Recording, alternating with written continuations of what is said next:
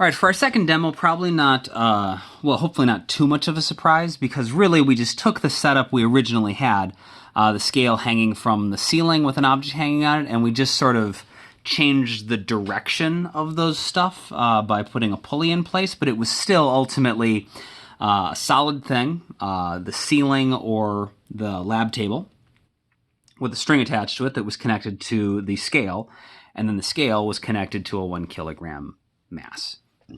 So if we draw a little diagram, we'll just show like we got like a wall or something that we are attached to. We've got our string. Our scale is attached to that. And then that's attached to our pulley. So it's just draping over the pulley, and we got our 1 kilogram mass on the bottom. And so if this is 1 kilogram and we draw the forces on here, we've still got a force of gravity, which is equal to m times g. So that's going to be 1 times 9.8. So that's going to be 9.8 newtons. The 1 kilogram block was just sitting at rest, and so for an object at rest to remain at rest, all of the forces have to be balanced, which means the net force needs to be 0. Which means that something had to cancel this out, and so that's got to be the string that was attached to the top of it is pulling back upwards. That's going to be a tension force in the string, which has to equal the force of gravity, which is going to be 9.8 newtons. And what the string is doing is it's just attached to the scale, and so really the scale, the string and the pulley just allow us to sort of extend and redirect our force.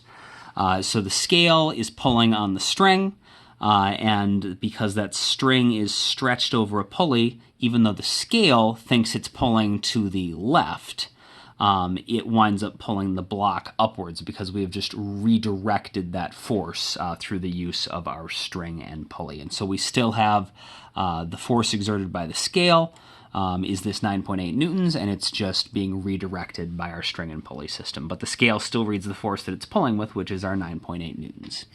We should put a little note on that because that's going to come up all the time in our problem solving. So a string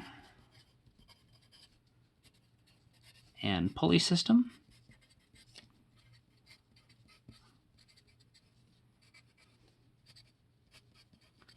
allow us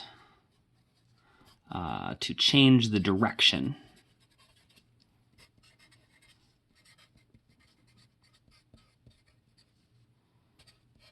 of a force, of a pulling force. And that's often what we use our pulleys for. And so if you are pulling on one end of the string, what the pulley is going to do is it's not going to change the amount of force. You know, it doesn't say change the amount, it's just changing the direction. So like if I had, you don't need to draw this, but imagine I had like a pulley like hanging from the ceiling and I stretched a rope over it. Okay, and I have this attached to like a box. So I can pull down on the string, right? And when I pull down on the string redirects the direction of that force. So I think I'm pulling down on the string, but now I wind up pulling up on the box because having this string and this pulley allows me to exert a force in whatever direction is most convenient to me, and then use the string and pulley system or rope and pulley or whatever you're using to just redirect that force so it is going in the direction that I need it to.